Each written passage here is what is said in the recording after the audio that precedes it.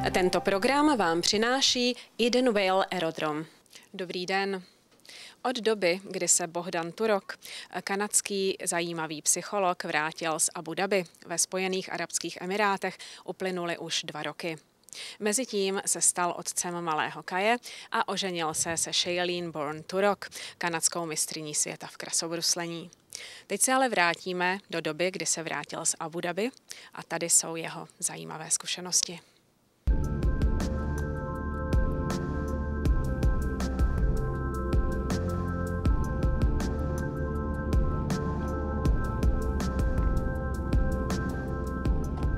Človek tým, že cestuje, alebo tým, že poznáva iný spôsob života, môže sa vytiahnuť zo svojej rutiny, ktoré sa tak hlboko zarie týždňami, mesiacmi a rokmi, že zabúda, že zaspáva v tom trošku, sa stáva pohodlný v tej rutine a zmeniť prostredie je podľa mňa veľmi dôležité raz za čas odísť. Hľadal som iný svet a iný zážitok. Bohdan Turok na jedné ze svých cest po exotických zemích dostal nápad, že by bylo dobré v některé z nich na delší dobu pracovat. Aplikoval na internetovou pracovní nabídku studentského psychologa v Abu Dhabi. Po 8 měsících absolvoval interview přes Skype. V širokém konkurenčním celosvětovém výběru se dostal mezi první 4. Nakonec práci získal zřejmě i proto, že jako dítě už v muslimské krajině žil. Mezi jeho 9. a 11. rokem, kdy byl jeho otec v diplomatických službách v Alžíru. Kompletne socioekonomicko-familiálna štruktúra úplne ináč interpretovaná. Z tých žiakov, čo som videl, hovoril o svojom bratovi. Jeho otec zomrel predtým, trpel depresii, z tej smrti nikdy ju nerozriešil a jeho najstarší brat sa stal, jeho rolu otca prebral. A keď popísal jeho vzťah s bratom, keď mi to vyjadril, snažil sa vyjadriť, aký je strašne dôležitý jeho brat pre ňoho v jeho živote, tak povedal, že keby mi môj brat povedal, že mám ísť zomrieť, ja zomriem. Ja pôjdem a zomriem. Tento klient ani nevedel vlastne, koľko žien mal jeho otec. Môžu mať až 4 a nepoznal ich, lebo si z rôznych miest boli. Takže veľká rodina, ale teraz na hlava tej rodiny bol ten starší brat a strašná úcta, úžasná úcta k starým ľuďom. Keď som bol v banke raz, som stál a čakal som na papierovú prácu, aby bola vybavená. Staršia pani prišla, možno 60-70 ročná a muži mladí hneď hlavu sklonili dole v rešpekte a mladé ženy prišli k nej a hneď oslovili mama, ako vám môžeme pomôcť. Sadnite si pohár vody. Všetkých nás predbehla s papierovou prácou. Prvá 5 minút bola preč. To je tá kvalita tých vzťahov, ktorú človek nepozná, kým až nepočúva a nevníma to až pórami, tú celú kultúru a celý psychologický, sociálny priestor, v ktorom sa nachádza. V Torontu pracuje Bohdan Turok jako psycholog pro studenty na Humber College a University. Práce v Abu Dhabi byla profesně totožná, ale vzhledem k jinému společenskému prostředí byla přeci jen velmi náročná. Keď prišiel klient ku mne do ofisu, do kancelárie, ozaj som bol viac ticho a oveľa viac som počúval, som sa naučil počúvať oveľa viac hezitantne, ako mať hneď názor na to, čo sa môže diať. Kontroloval som otázkami, aby som vedel asi parametre toho, o čom je tá situácia a o čom je tá situácia v role tohoto chlapca v tomto čase v jeho živote. Čiže opatrnosť. Bol som veľmi opatrný tým, ani nie tak zo strachu, ale z rešpektu. Keď som im to popísal, som ako váš najstarší brat, ale s tým, že čo mi povieš, je tajomstvo. Čiže nikto nemôže identifikovať našu konverzáciu. A takto tomu rozumeli. Keď som povedal, že som ako tvoj najstarší brat, tak som videl, že vtedy chápali. To bolo tá najbližšia rola, ktorú som mohol použiť na popísanie mojej funkčnosti tam. Zverovali sa mi s vecami, ktoré by možno inému muslimovi ani nepovedali. Možno im to bolo ľahšie v istom zmysle, že nie som muslim a že mali pocit, že môj pohľad na svet a na nich nebudem ich súdiť týmto istým mierkom, ako by ich možno muslim súdil. Počul som veci od drog a alkoholu použitia, čo je absolútne zakázané. Po sebamutiláciu, ako rezanie svojho tela a podobné veci, ako nachádza sa všade na svete. Psychiatrické problémy sú všade, len sú porozumené ináč a interpretované ináč, iným spôsobom. Tam religia a rodina a spoločenské normy sú diktované, áno, veľmi silne religióznym kontextom a spoločnosť a religia sa prelínajú. Mal som jedného študenta, ktorý mi povedal, že prestal piť alkohol a začal robiť hudbu. A ja som bol celý entuziastický, lebo viem, že hudba je veľmi pozitívna sila v živote človeka. A on ma zastavil hneď a hovorí, počkaj, ale ty nevieš, že moje potrestanie bude to, že mi Allah bude liať olovo do ucha a aj olovo do uší tým, pre ktorých hrám tú hudbu. A tak som sa znovu zmrazil a znovu som si povedal, OK, ticho, počúvaj viac, pýtaj sa viac otázok. Nemyslí si, že rozumieš, čo je povedané. A potom som hovoril s iným človekom, ktorý je tiež maslim, ako s islamskou vierou a mi hovorí, ukáž mi, kde v Koráne je toto písané, alebo kde v Sunna. Sunna je tá suportívna ako kniha ku Koránu. Ukáž mi, kde je to písané. Odkiaľ táto interpretácia prišla? Keď tu pracujem v Kanade, pracujem s veľkou paletou ľudí. Od islámu po kresťanstvo, po šinto, po kadejaký rôzny spôsob videnia sveta. A vždy pracujem v ich svetonázore, z ich pohľadu. Sa musím pozerať na situáciu. Nemôžem projektovať alebo navrhovať svoje riešenia na ich svet. Čiže táto limitácia je aj v Kanade pre mňa a je všade, pre každého terapistu. Keď ja mám prístup k tomu človeku bez toho súdenia, keď naozaj rozumiem motivácii toho človeka, toho strachu, čo je v pozadí, ten človek začína príjmať ten pohľad na svet pomaly cezo mňa tiež. Čiže začne sa vidieť a držať sa ináč, psychologicky vnútorne. V terapeutickom vzťahu so mnou a študenti, ktorými som mal česť ich poznať a s nimi pracovať, z toho, ako som to ja videla, ako to popísali mne nazad potom, keď som odchádzal, ich prítomnosť a ich emocionálne vyjadrenie bolo ozajstné. Bolo bez toho, aby sa vnímali zvonku a pozorovali, či hovoria niečo správne alebo nesprávne. Slzy tiekli znútra, bolesť bola vyjadrená. Čiže ozajstný vzťah terapistu a klienta nastal. A v tejto dimenzii, áno, som bol rozhodne úspešný. V Abu Dhabi som mal pocit, že čas tečie úplne ináč od toho, ako v iných častiach sveta. Deň mal 2 dní v sebe. A po práci, po 5. hodine, som mal ešte celý deň pred sebou. Neviem, ako je to možné, ale každý, kto ma prišiel navštíviť, tiež mal tento pocit. Že boli tam mesiac a cítili sa, že tam boli 2. Alebo že pol hodina bola hodinová. Hodinu to trvala. To je jedna časť toho, čo bola taká hlavná zmena, zvláštny pocit, že bol čas dýchať, bol čas pozorovať. Po ulici keď som chodil, bol čas žiť, mohol som sa pozerať a poznávať v tichu mysle svet okolo. Nemal som pocit, že sa ponáhľam stále niekde.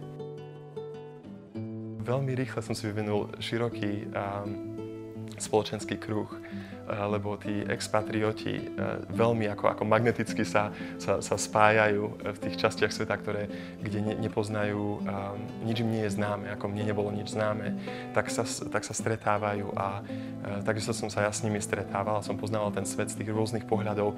Záleží, kto mi o ňom hovoril, bol to iný svet z každého pohľadu. Je tam zvláštna cross-sekcia ľudí.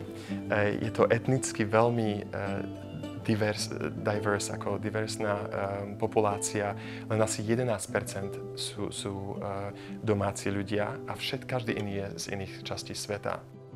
Podľa rasy sú zadelení ľudia veľmi socioekonomicky. Čiže je to zvláštna kombinácia extrémov, lebo na jednej strane sú ľudia veľmi priateľskí a veľmi pomocní, ale zároveň, keď si na ulici niekde, môžeš vidieť, že napríklad ľudia, ktorí sú z Filipín, sa neinteraktujú s ľuďmi, ktorí sú z Indie a z rôznych častí sveta. Každý má svoje na socioekonomickom rebríku, čo je veľmi jasný, a racial ako rasovom rebríku, každý má svoje miesto. Ten štát sa o svojich ľudí ozaj veľmi dobre postará. A tým, že je tu tá ropa, to bohatstvo tej ropy, tak štát si ozaj môže dovoliť dať tým ľuďom to, čo potrebujú, a to, čo ich zabezpečí im život, ten každodenný život. To neznamená, že dostanú auta alebo niečo také, taká krajina nie je ako bez práce, ale keď sa mladí zoberú, tak dostanú dom alebo land ako pozemok a peniaze asi $500,000 na vybudovanie domu a prípadne aj základný poplatok na prežitie. A samozrejme každý musí robiť, aby mohol mať nejaký štandard života, ale tie základné veci sú postarané, sú dané. Občianstvo sa tam dá získať, ale veľmi ťažko. Človek musí byť v nejakom spôsobe veľmi dôležitý pre krajinu. Napríklad v športovej aréne musí byť futbalista, ktorý je veľmi úspešný a takto prípadne dostane ten honor toho, že dostane to občianstvo, ale bežný človek nie. Je to krajina, kde má človek pocit, že je tam nie zákon práva, ale zákon sily. Nemal som s tým žiadny osobný zážitok, ale cítiš to nejak. Napríklad v Kanade, že je človek, že je ochránený tým zákonom a skoro 100%, keď nič nie je 100%, ale skoro, ten pocit tam je iný. Cítil som to, že tam je zákon toho, tej sily, kto má tú silu, tak ten ako vládne. Mne bolo povedané ako vo forme vtipu kamarátom jedným, že Bohdan, dávaj si pozor, púšť je veľké miesto, môže sa v nej stratiť. Nepočul som o nikom, alebo nič sa mi nestalo, lebo každý sa chová v rámci normy. Tá norma, ktorá je daná, ktorú máš pocit, že máš nasledovať. Mal som zážitok, keď sme boli na pláži, bola to pláž, kde sa platí, ako je privátna, čiže tam bol security, tam bol strážnik aby dával pozor, že všetko sa deje tak, ako sa má. A boli sme so Shailene vo vode spolu a len zo strany sme tančili tango vo vode po pás a na nás zapískal a nás oddelil. Nielen nás, ale každého iného, ktorý by v public ako vonku ukazoval emocionálne, fyzický affection, ako konekciu. Videl som nálepky napríklad, keď do obchodného centra človek vchádzal, tak červený kruh pre crossed out, kde muž a žena nemajú si držať ruky. Je to tam spoločenská norma, že je rešpektovaná. Nie je to tak, že to urobíš ako koniec sveta je, keď si západňar tam ako vypije, tak nech si nasadne do taxíka a je domov, nech tam nechodí po ulici opitý, lebo vtedy si is asking for trouble, akože sa pýta si o problém. Dcéra v rodine, sestra je ako drahokam rodiny a musí sa podľa toho aj chovať. Čiže má tie privilégia, opatrovaná a chránená, ale má aj tú druhú stranu toho, že musí udržať meno rodiny čisté. To znamená, hociaký výkyvok podľa zákonu rodiny, ako sa má žena chovať, nie je povolený. Lenže zase to tiež nie je jeden zákon pre celý Stredný východ. A už ani nie pre Abu Dhabi, a už ani nie pre Emirátske tieto. Každá rodina má svoju vlastnú interpretáciu toho, ako sa má žena, muž, stará mama, každý chovať. Keď je človek čistý v týchto kategóriách, robí to s pocitom hrdosti. Žije podľa zákonu, ktorému verí, ktorý je ich vnútorný. A ich pohľad na to, čo je správne a nesprávne, pochádza od detstva a s tým rastieme. Percentuálne je viac žien v edukácii ako mužov. Čo sa týka politickej sily, na časopise som videl ženu, ktorá má veľkú politickú a sociálnu influence. Že nie je to tam, že je tam sek a ženy nemôžu ďalej. Postupne aj určitým spôsobom. Ale ich normy a ich štandardy sú im drahé. A sú hrdí na to, keď žijú čisto. Púšť je také magické miesto ako žiadne iné. Zem má krásne časti, zelené a žlté a kadejakej farby a ploché a kopcovité. A púšť má svoj taký impact na to psyché, aspoň na moje psyché, mal taký impact a skoro okamžitý. Keď človek príde do tej púšte a začne chodiť cez tie duny a je ticho, to je prvá vec, čo si človek uvedomí, je ticho, ktoré nemá, keď žije v meste, alebo väčšinou času nemáme to ticho. Tá elektrika zvučí v pozadí, alebo svetlo, alebo hudba, alebo auta, alebo lietadla. Možno tam ťava niekde v pozadí, nejaký zvuk tam vydáva, ale má človek pocit priestoru, lebo to môže byť ďalšie 2 kilometra a jasne to čisto to počuje. Počuje vietor. A ako to prežíva, ako som v tej púšti chodil, tá myseľ krok po kroku sa usadila. Bez toho, aby som sa snažil. A pred takými možno 3-4 týždňami som si uvedomil, že všetko, čo tu je vlastne púšť. A keby ľudia to nezavlažovali a nestávali a nedoniesli sem rôzne materiály, tak by sme tu boli len v púšti, v tom Abu Dhabi. A je to taký zvláštny pocit, ako byť v nejakom sne, kde všetko vyzerá ako normálny svet, ale v pozadí človek vie, že tak ako tá lebka toho vtáka alebo toho psa, že takisto by, alebo tá tráva napríklad, každý strom, ktorý je zavlažovaný, že by zomrel bez toho, bez tej energie, ktorú do toho človek musí dať, aby to udržal pri živote. Myslím si, že ten estetický zmysel tohoto sveta trvá dlhú dobu, aby človek ho vstrebal a cítil ho cez oči toho človeka z Emirátov alebo z Stredného východu. Je to iný estetický dizajn alebo estetická sensibilita, ako je nám známa alebo ako je neznáma. Pozerám sa na to zvonku, cítim to, že to nie je moje, že je to cudzie a neznáme, aj keď je to krásne, ale je to stále, má to pocit exotiky alebo vzdialeného Stredného východu. Ťažko sa mi tomu verí, že som tu a tu toto vidím a toto je tá realita, ktorú poznáme. Keď ju vidíš na fotke alebo vo filme, niekde, keď si na Slovensku alebo v Toronte, tu stojím teraz, ale stále to vidím z také diaľky, mentálnej diaľky. Nerozumiem tomu veľmi. Toľko vecí človek v živote vidí, ktorým nerozumie, alebo im rozumie len čiastočne. Toľko je vecí v živote, čo človek nikdy neporozumie, čo mi nikdy nebude rozumieť a zomrie bez toho, aby vedel.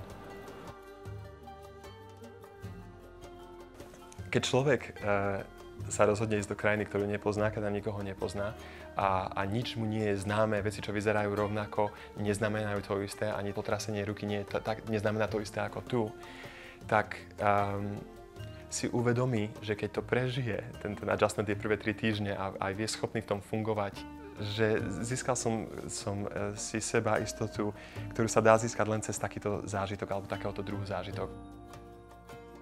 Láska k životu sa mi ešte zväčšila nejak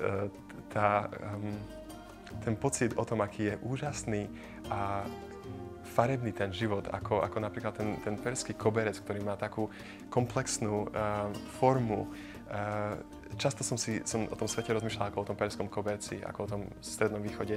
Je taký flavor, ako ochutený a komplexný ako ten koberec. Ako keby novú komnatu v srdci sa mi otvorila, alebo nová izba v srdci sa mi otvorila pre ten svet a láska ľudstvu.